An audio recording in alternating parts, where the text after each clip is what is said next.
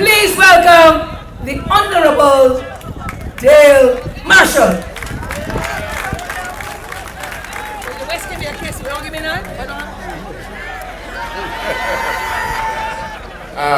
The tall, good-looking fella ain't come, so I can speak instead. Cynthia, thank you very much for a wonderful, warm invitation, and thanks for 2 kisses. I hope I get 2 every time I see you. I can see you tomorrow, and Tuesday, and Wednesday. I'm very happy to be in a constituency that I believe rightfully belongs to a man named Joseph Adderley.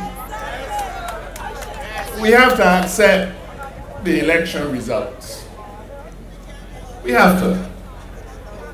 But I believe that whatever the result may have been by the vote count, that the people of this constituency in their hearts and in their souls know that Joseph Adderley stands head and shoulders above the current representative. And Joy, I enjoyed listening to your speech. I almost thought you were delivering a little sermon. But it's always a wonderful thing to be on a platform with you, my friend. Owen Arthur, in the year 2007, as we were leading up to the 2008 general election, described the Democratic Labour Party candidates as a bunch of wild boys. I believe that he rightly so described them. But I think you remember that up and down this country, the Dems went mad. They saw red. How dare Owen Arthur describe David Thompson's candidates as a bunch of wild boys? They were elected in 2008, and they have had 7 long years to prove that Owen Arthur was wrong when he described them as a bunch of wild boys. But for every single day of those 7 years, my friends, the sitting Democratic Labour Party candidates have done nothing more than to prove that Owen Arthur was right when he described them in that way. He was right when he called them a bunch of wild boys, because every single day that they have occupied the halls of power in this country, they have demonstrated to us that that is all they know. There's a nice Latin saying, vox populi, vox Dei. And the classical scholars among you would know that it is commonly used to say, or to explain, that the voice of the people is the voice of God. And so when a party like the Democratic Labour Party wins the election, they try to quiet us by saying the voice of the people is the voice of God. But if you follow that argument, it means that God vex with Bajans. Because if you argue that the voice of the people is the voice of God, then what you're really saying is that having elected the Democratic Labour Party, that it expresses the will of the Almighty God. And I leave the theology to Joe, and Cynthia to a lesser extent. But for me, I stand here to say that the people of Barbados are entitled to a better way. We have had 7 long years of hardship, and it's Sunday night, so I believe that if I go back to Joseph, I think it was Joseph when he had to interpret the Pharaoh's dreams, and it was 7 long years of hardship followed by 14 long years of plenty. Well, that wasn't in the dream, but that is what we are promising to the people of this country. I believe that in order to understand where we are today, we have to go back to the roots of this Democratic Labour Party administration. And I want to take you back to their 2008 manifesto. And in it, they said, and I'm going to quote it. The Democratic Labour Party has selected a team of clean, caring, competent, and committed politicians who have signed on to a code of conduct that promises good governance. A team of clean, caring, competent, and committed politicians. Now, I don't know about you, but I believe that everything in that sentence was a lie then, and it is a lie now. Every single thing in that sentence is an untruth. And all you need to do is to look back at their performance over the 4 years and to ask yourself whether in any of those members of parliament you have seen that cleanliness to which they're referred, whether you have seen that commitment, whether you have even seen any competence. I know that my poor friend Peter Phillips has to listen every day to the calling program in between doing the bank work and ask himself whether a man named Dennis Kelman ever heard of the word competent. You listen to him, and if it was just Dennis Kelman, you could forgive them. But you go down the list, every single one of them, from the Prime Minister back down, from the Prime Minister to the lowliest member of the Senate, and not one of them understand what the word competence means or what it requires. Now, the Dems vowed that they were going to clean up politics in Barbados. They put that in their manifesto. This is their manifesto. We didn't write it. They wrote it. They said that they were going to clean up politics in this country.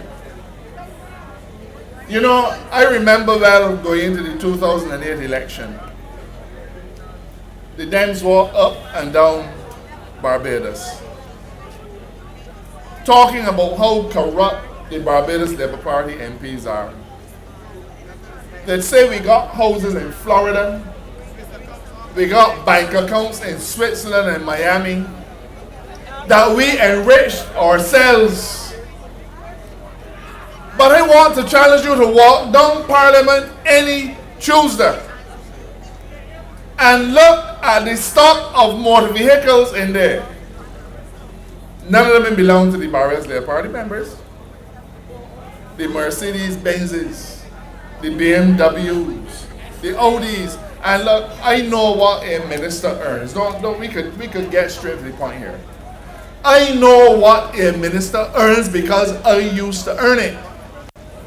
And I'm still driving the same old 2000 Honda CR-V that I was driving when I went into politics. Couldn't afford to buy another one.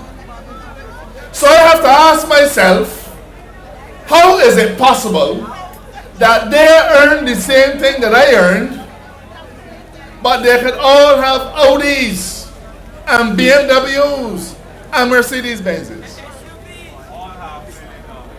And they came to Parliament to clean up politics.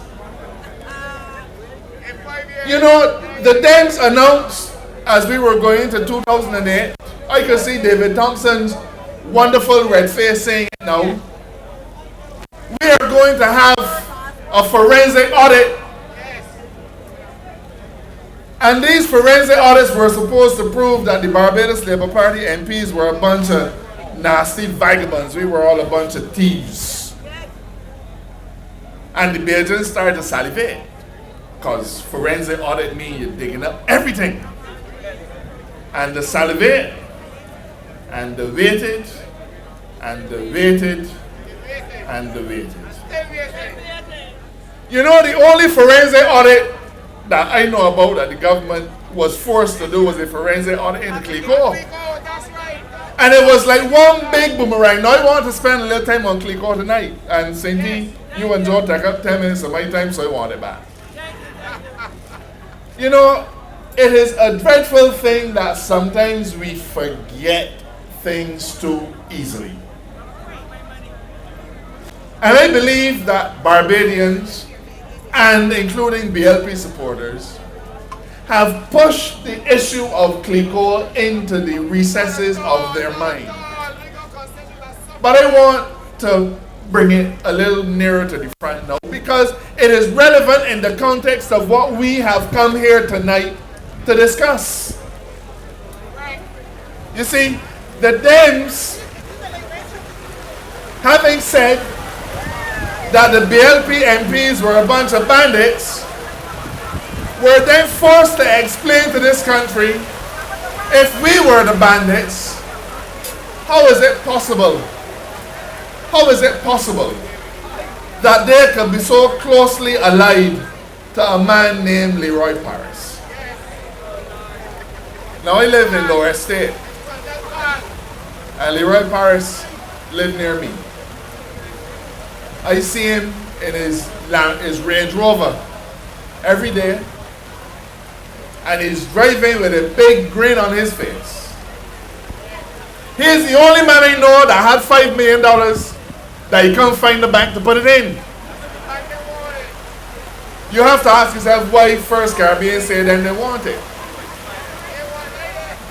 But Fernand Stewart, our Prime Minister, could get up in Parliament and say, I am not going to shun Leroy Paris. He is my long-time friend. The same Leroy Paris got charged, criminal charges brought against him in relation to selling policies at Clico. He went to court and he got an injunction. And up to now, you and I have heard nothing more about that case. And I wonder if it is not because he is Frondel's long-time friend. Every day you look in the newspaper or on Facebook, and you will see Leroy Paris with a big grin up behind Chris Sinclair or Don Villinis or the same Frondel Stewart. All of them have now become long-time friends, and the people of this country who are suffering from the economic and financial misdeeds of Leroy Paris, all we can do is put it further in our memory. I consider that to be political collusion of the highest order, and if there's anybody in the Democratic Labour Party who believes that I am wrong, then they are free to put me in court. But I believe it is economic. I believe it is political collusion. And if that was the only example, then perhaps you could say things are not bad. But I stand tonight, and Cindy mentioned it, and therefore I can mention it too. A man named David Eswick brandished a firearm at me. And if he dares to say to him like he could put me in court about this tonight as well. I reported the matter to the Royal Barbados Police Force. The police came and took statements. And up to now, David Eswick has not seen the inside of a police station or a charging office yet. And I believe that is because David Eswick has long-time friends as well. You know, when we talk about the perversity of the Dems talking about the fatted calf and friends and family, you may think that this is a sport. But we see every single day absolutely clear evidence of the Democratic Labour Party circling the wagons so as to protect their own to the detriment of hard-working, tax-paying, faithful to the flag Barbadians like yourselves. And all of them feel that they're above the law. I reported that same incident to the Committee of Privileges. The Committee of Privileges during that time was chaired by the member for St. Michael West, the Speaker. An election came in 2013, And to this day, David Eswick has not had to appear before that committee to say a single word. Not a word. Because he has longtime friends as well. You know,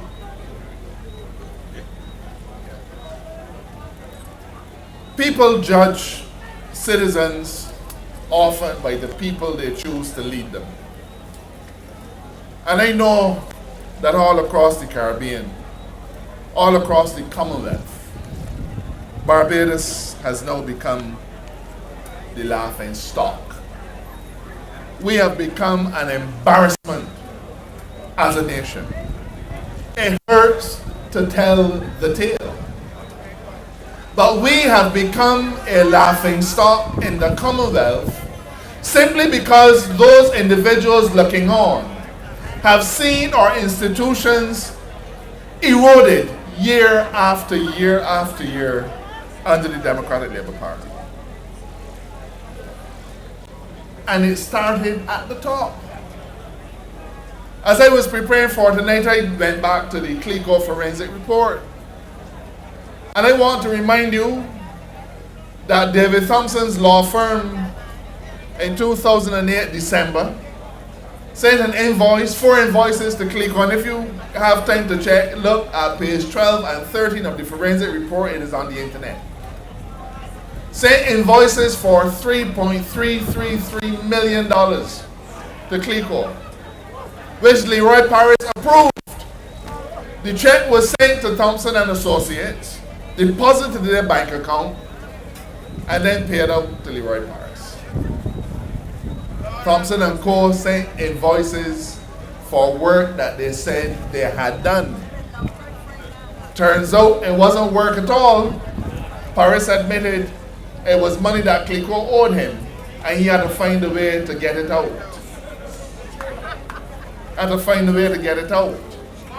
And Thompson's law firm, and at the time, Mara Thompson, the current member for St. Joseph, was the office manager. We must not, you see, when you forget the wrongdoings that people do, you start to believe that everything is going okay. You start to believe that everything is going okay, but everything is not okay. And Peter, you are a St. Lucie man, no fish. Where does a fish is rotten from? The head. The head. The Democratic Labour Party spoke time and time again about standards of governance and about transparency. I checked my facts. The Minister of Public Works, and I have seen him with my own eyes, driving a black BMW SUV. And when you check the registration number, it is not registered to one Michael Lashley. It is registered to a company called Transtech. Registered to a company called Transtech that does transmission work for Transport Board and for the Ministry of Public Works. And Dennis Lowe also drives another BMW SUV registered not to Dennis Lowe, but to the same Transtech. Now I'm very glad that Joe mentioned Owen, because there are certain things that Owen would never have stood for, because he recognized that that compromises your integrity as an individual. I remember years ago I was chairman of the National Housing Corporation, and Carl Williams and others wanted us to see various housing projects in Jamaica and Antigua. And they very kindly offered to pay for individuals from the Ministry of National Housing to attend. Oinafa said, not a penny. If those people are to go somewhere, the government is paying, because nobody is to say that any businessman has any of his ministers or chairmen in the pocket. How does Minister Lashley explain that he is driving day and night a BMW that is registered as being owned by one of his ministry's contractors. But you know, when that man looks at himself in the mirror, he will see that the diminution of his standard didn't just start. It started from the time he came to the House of Assembly. Name one other country in the world that a minister of government could give a drug lord contracts to work for the National Housing Corporation. So this is not something that no start. I want you to understand that my central message is that this started from day one. They had 7 years to prove that they were not a bunch of wild boys, but every day they're proving Owenatha right. They've made a mockery of our cabinet government. We have the only cabinet in the world where a minister will be part of a cabinet decision and will come out afterward and say that it's foolishness. Dunfermline did that. Was a part of repeated cabinet decisions and came out afterward and said publicly that he does not agree with them. That destroys the very fabric of our governance. And the list continues. But when will it end? It will end when you and I say enough is enough. It will end when you and I say it has to end today. Because they who govern us seem to believe that we, the governed, will accept anything from them in the way of standards of behavior. Not true. Because we will all be judged by them. Have you ever heard somebody say, that child can't be the better look at the mother or the father? You've heard that, right? Can you imagine that as we travel this world, there are people who will say, man, what do you expect from them, Bajans? Look at the leaders. People don't get the government they deserve. They get the government that they accept. And we need to send a message loud and clear. A message loud and clear. That we consider that the repeated acts by the Democratic Labour Party ministers and their operatives, which fall far below any acceptable standards of governance or any acceptable standards of behavior, to be detrimental to the interests of our country, and they have to come to an end. I don't care who Frondell Stewart fires. The first body he should fire is himself.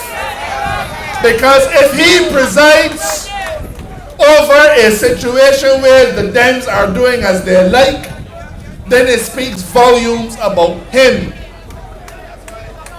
The NUPW, the BWU, the BSTU, all of those are unions that have difficulty with the way institutions are run. Their problem is not with the employees, their problem is with the leadership.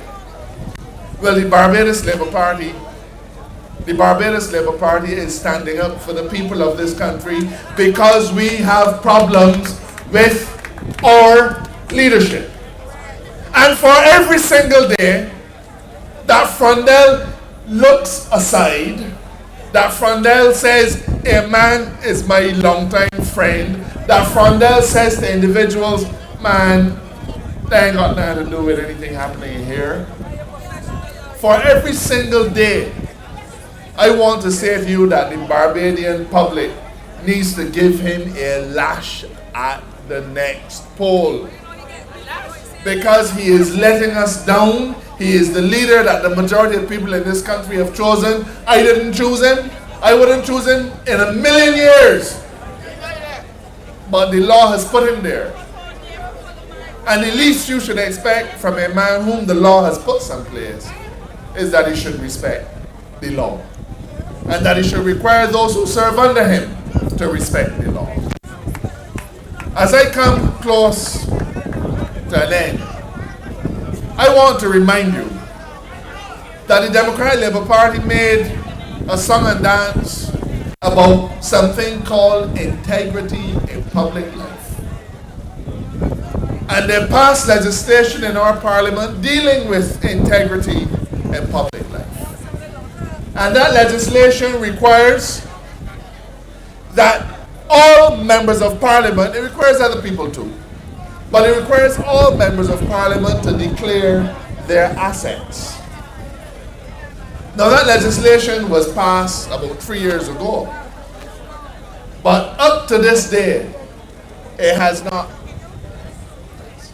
Up to this day, the Dems have not seen it fit to proclaim it to be the law of the land. And I have to ask myself, what is it that they're hiding? What is it that they're hiding? They're the ones who said we need to have this integrity in public life. They passed the law, but they refuse to proclaim it so that it becomes part of the law of Barbados. I don't know the answer, but I believe that if you ask yourself the question, why would a government not pass, not make law, not proclaim a piece of legislation that they said we needed? And I believe that the only reason that they have not done it is because of self-interest. They have had near 2 years now to do it, and they have not. They have not had to done it a single time because of self-interest. Because the integrity in public life legislation requires that you give an account of the assets that you bring into Parliament, and you have to give an account of the assets that you have year by year by year. And I honestly do not know how any of them could explain this big life that they're living all of a sudden. All of a sudden. The big cars, the big houses, the this, the that. Their silence on this matter, the integrity in public life legislation, speaks volumes. I was part of a cabinet that stood for the highest possible standards. I knew every single day that somehow or another,